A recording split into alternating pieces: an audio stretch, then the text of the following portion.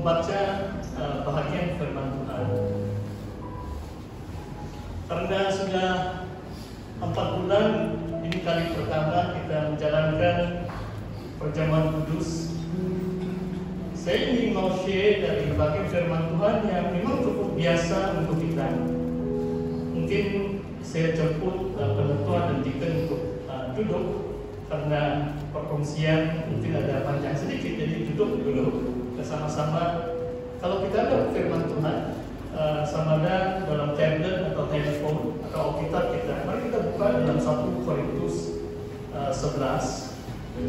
1 Korintus 11, saya mau baca dari ayat yang ke-16.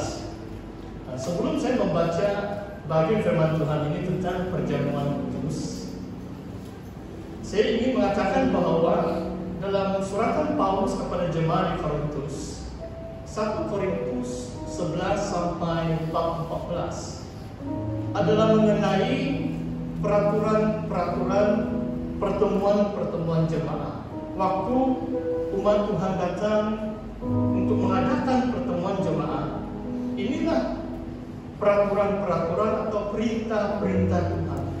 Jadi perjamuan kudus itu hanya sebahagian 4 bab yang cukup panjang lebar. Paulus menjelaskan firman Tuhan tentang pertemuan gereja atau pertemuan jemaat. Cuma saya mau baca tentang bahagian perjamuan kudus dari ayat yang ke-16.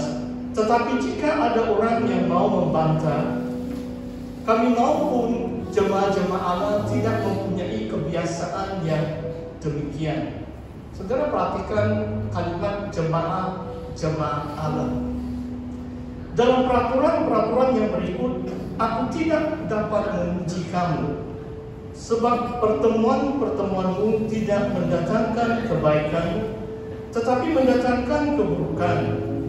Sebab pertama-tama aku mendengar bahwa apabila kamu berkumpul sebagai jemaat, ada perpecahan di antara kamu, dan hal itu sedikit sebanyak aku percaya. Sebab di antara kamu harus ada perpecahan, supaya nyata nanti siapakah di antara kamu yang tahan uji. Apabila kamu berkumpul, kamu bukanlah berkumpul untuk makan perjamuan Tuhan. Sebab pada perjamuan itu tiap-tiap orang memakan dahulu makanannya sendiri, sehingga seorang yang lapar dan yang lain mabuk. Apakah kamu tidak mempunyai rumah sendiri untuk makan dan minum?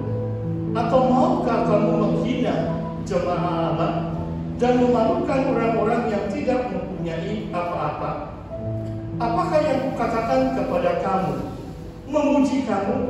Dalam hal ini aku tidak memuji, sebab apa yang telah kutuliskan kepadamu telah aku terima dari Tuhan, yaitu bahwa Tuhan Yesus pada malam waktu Dia diserahkan mengambil roti, dan sesudah itu Ia mengucap syukur atasnya.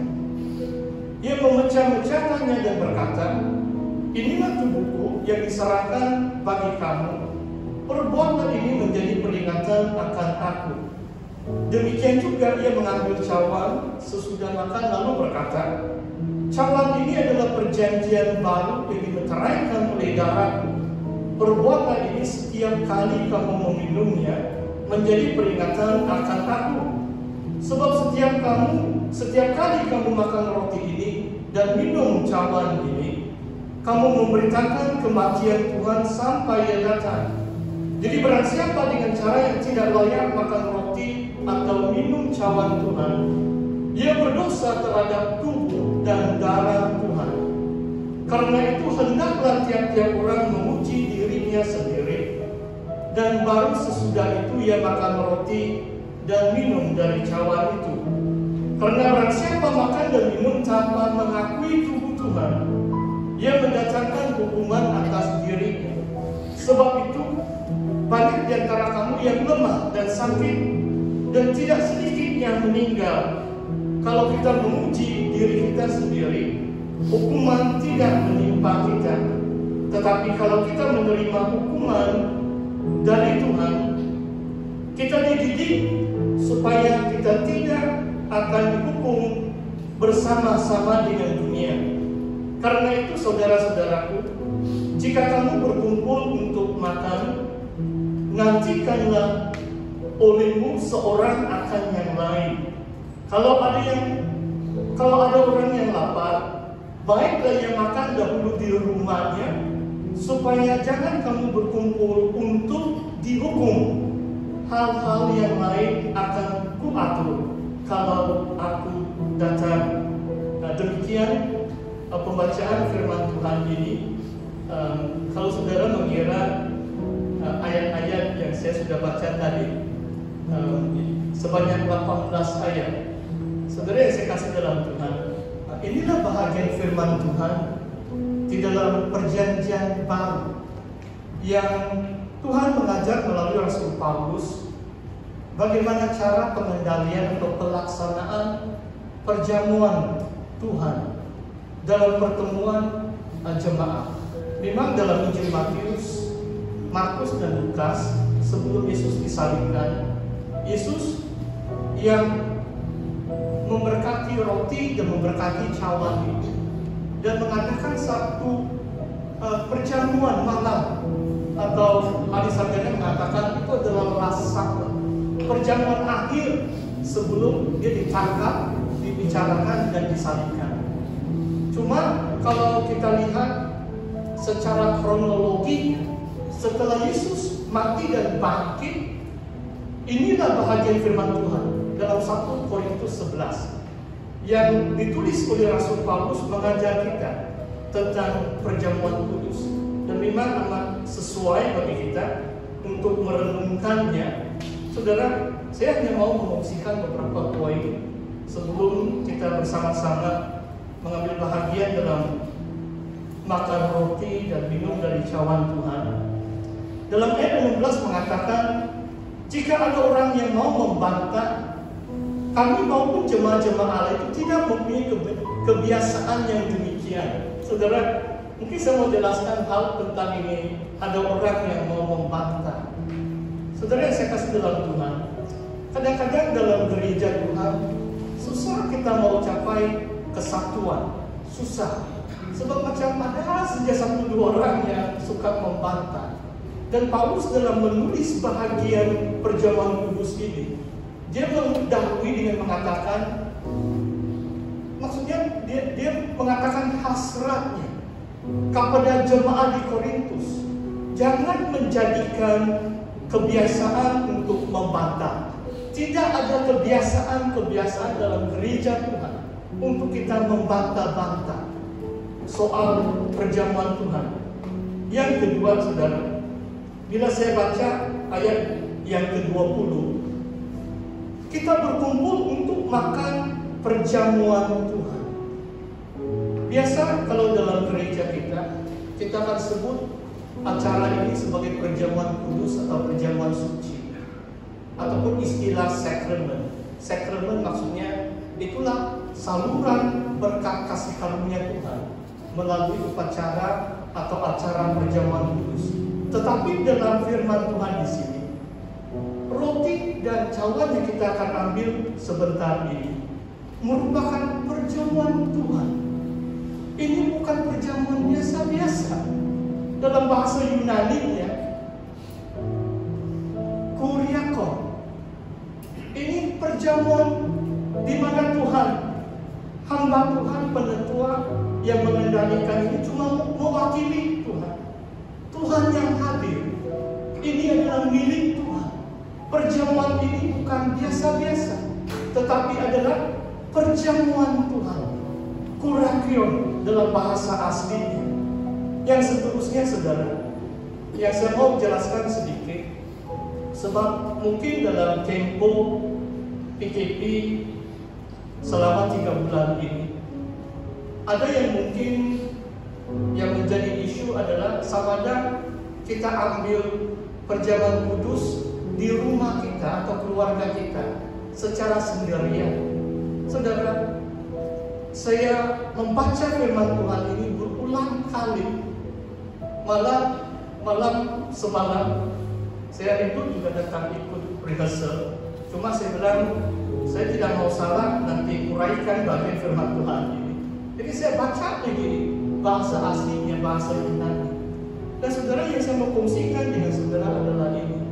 Paulus secara jelas mengatakan, kalau makan minum yang biasa kamu buat di rumah. Dan kamu lihat ayat yang ke-22. Jangan kalau belum makan minum, kamu semua datang berkumpul sebagai jemaat. Nanti kamu gelojo makan banyak, minum pun sampai mabuk, dan macam menghina orang yang mungkin tidak begitu banyak makanan atau tidak ada minuman. Nah, ini nasihat Paulus.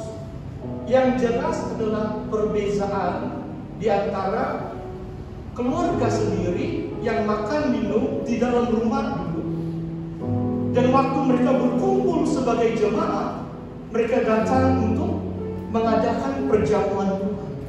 Jadi bagi saya, saudara, kalau karena keadaan COVID-19 sehingga kerajaan Malaysia memutuskan untuk melarang pertemuan ibadah di rumah-rumah ibadah, mungkin tidak ada keperluan waktu itu sebab gereja tidak berkumpul. Maksudnya tidak ada kemestian atau kewajiban untuk kita mengadakan perjamuan kudus. Tidak ada dasar firman Tuhan mengadakan perjamuan kudus secara sendirian atau keluarga. Paulus secara jelas beberapa kali dia katakan, bila kamu berkumpul sebagai jemaat, baru perjamuan Tuhan ini diadakan. Saudara, saya terus mengajak kita saat ini. Bahagian yang terakhir yang saya mau kongsikan di sini adalah begitu penting sekali kita mengakui tubuh Tuhan. Yang pertama, sesuai dengan nyanyian penyembahan tadi, kita menghayati pengorbanan Yesus di atas kayu salib. Inilah maksudnya mengakui tubuh Tuhan. Kasih Allah itu terbukti. Kita tidak perlu ragu-ragu tentang kasih Allah. Kasih Allah itu bukan feeling, bukan sentimen, bukan perasaan, tetapi tindakan Allah mengutus anaknya yang tunggal dan mati di kayu salib untuk keselamatan manusia, untuk saudara dan saya yang percaya. Bila kita mengakui Yesus, tubuhnya yang disesat, yang menderita, kemudian dipakukan di atas kayu salib sehingga Yesus mati, inilah yang firman Tuhan katakan mengakui itu. Dan juga mengakui tubuh ini adalah kita sebagai anggota di dalam tubuh Kristus. Kita juga harus saling menerima satu dengan yang lain. Kita saling mengampuni satu dengan yang lain supaya tidak ada perpecahan, tidak ada bantah-membantah.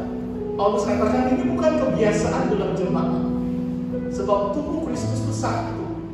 Anggota-anggota dalam tubuh Kristus itu satu, memiliki kasih satu dengan yang lain. Itulah maksudnya mengakui tubuh Kristus. Kita menerima siapapun Tuhan bawa, siapapun yang percaya Yesus adalah saudara atau saudari seiman kita di dalam Yesus. Saudara, sekarang saya menjemput penentuan untuk tampil ke hadapan. Cuma ada sedikit inilah peraturan normal baru yang saya ingin kongsikan dengan kita sebelum roti dan cawan ini diedarkan. Majelis Penetua dan beberapa deacon kami berbincang dan telah mengambil beberapa ketetapan bagaimana mengendalikan perjamuan kudus pada hari ini, yang terutama sekali dalam menjaga kebersihan. Jadi nanti kalau kamu tengok ada yang pakai itu glove, itu mungkin itu bersih lah itu maksudnya.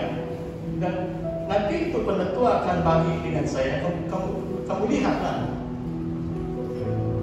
Ada dua tim saja. Satu akan membawa itu roti, satu itu piring yang ada cawan-cawan. Dan penetua dan deacon, karena mereka sudah pakai sarung tangan, mereka akan bagi dengan saudara dan saudari. Kamu yang sedialah tidak ada dipaksa kalau